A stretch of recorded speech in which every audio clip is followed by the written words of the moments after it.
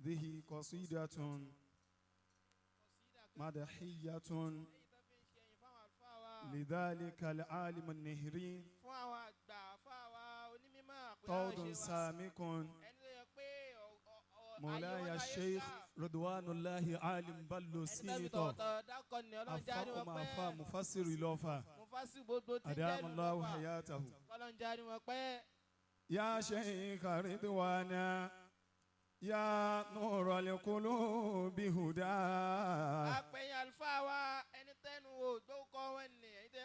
سكنت في القلب في الأرواح قد وقدا سقيت أرواحنا من علمك الدررا فأظهر الأكل فينا نايا إزدادا yẹ̀rìbílì abákírọ̀ àwọn àfàwà iṣẹ́ tí mo rí tí wọ́n ń ṣe tọ́lọ́wọ́n bá gbogbo ẹ̀dá tọ́lọ́wọ́n bá dá sílẹ̀ ayé òun lọ́lọ́wọ́n bá torí purpose kan dá oníkálukú àmọ́ tọ́lọ́wọ́n bá torí ẹ̀dá àwọn àfàwà òní torí gbogbo ẹni tó bá fẹ́ yanjú láyé ọ̀nà wo lè yẹn ó gbà yanjú wàláì gbogbo ẹni tó bá gba ọ̀dọ̀ àfàwà yóò sì yanjú ẹ wo àwọn kúlàfáù ẹ wo àwọn mọ̀kọ̀dàmọ́n ẹ wo gbogbo àwọn èèyàn ńláńlá tí wọ́n ti di èèyàn látara àwọn àfa wa òun mo fi sọ pé ní yẹ̀rìbílẹ̀ àbákírà àwọn ọmọ ìyẹn là àfa máa ń tọ́. kìí ṣe pé bóyá ẹni tí ó ń rálẹ̀ ìgbé kìíní kan kódà ẹni tí ó kò sẹ́ni kankan tó kéré láàrin wa nínú gbogbo jama àkìyàrò àmẹ́ni tí wọ́n lè máa wò ó pé ní kò tó àwọn yẹn wàláhì ò kì í ṣe gbẹ́ láàrin wa. في سر وفي علني سوسك القلوب من الإيمان ما رغدا dédé ntí oní tí ọkàn oníkálukú wa tó need ọjọ́ táwa náà ta dọ́dọ̀ àwọn àfa wa ó níwọ̀nba ọ̀rọ̀ tí wọ́n ń bá wa sọ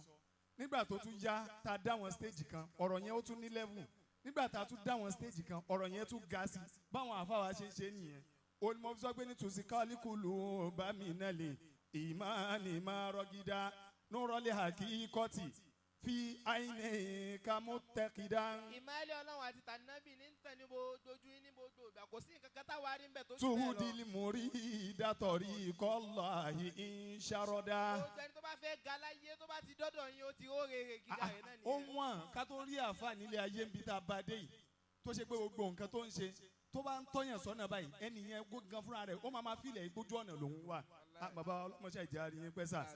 baharun rahiki ìdámàlà hàmà orídùú. odò kan ní tẹ gùn tẹ pẹ́ nìkan òwò pin. gàdúlfò àdùbí wàjìdá wà má sọ̀yìndà. odò ọkàn tó bá wù tó lé láyé kò sí tó ṣe lè wù tó lé tó. báwọn afáwa ṣe rí i gbogbo odò tí ń bẹ ní ọ̀dọ̀ wọn ní tó ṣe pé tó ní kálukú bá mú yóò mọ̀ mú yóò sì mọ̀ rẹ̀ ń gbẹ nǹkan tó ń fẹ́ ni. ya arifalahi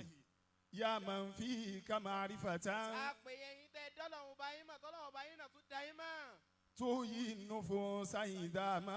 àdìrà malija sada. ẹni tó ṣe pé gbogbo ara tó ti kú ẹ̀yin lẹ́ ń yè. ya sàmùsù alilihuda fi faliki turikọtihi. àpèyẹ yín tó ṣe pé òun ni ẹ̀yin ni òun táwa fi ń ṣaṣọ nínú ayé. tó sì rọlì màá ní wà torí wí sí rọ ìwújídá. kò síbi tẹ́yìn bá rìn láyé gbogbo ẹni tó bá tún rìn bẹ́ẹ̀ ibi. àhàyẹ ìtàfínà sùlùkà sídìkì mani àjàhù. ọ̀pọ̀lọpọ̀ àfáàní máa ń fi rọ́tàn àwọn èèyàn.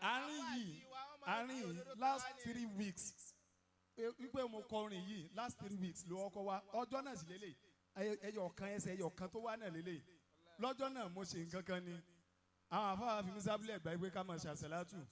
mi ìwà lọ mo ti rò wípé àwọn àfáà ò ní wá àwọn àfáà wọn ti wá dé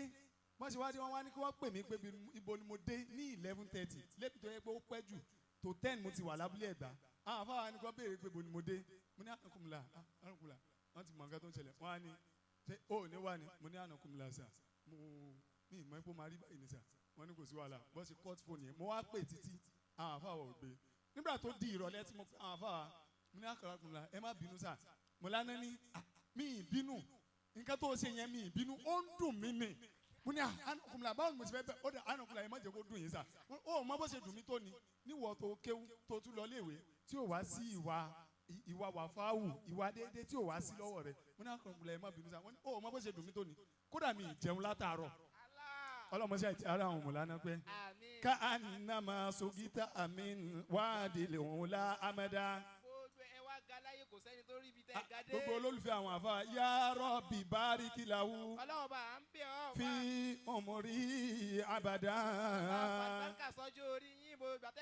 waj'al lahu minka nuran tushriku sadada walibasihu sawbal wa awafi ma baqa nafusun wa fadhihu fi kulli daribin haythu ma sa'ida waj'al khutahu ala nurin yudi'u lahu tariqa rabbin karimin rahmatan wa huda ya Rabbi taha bihaqil Mustafa sharafa salli alayhi wa zidhu abuda izi tahada. Ọlọ́run bá wa ṣàlékún kẹ́ bá wa ṣàlékún kí ànábì tó wá fi ran àwọn àlùfáà wa táwọn àlùfáà wa máa ga lọ láéláé.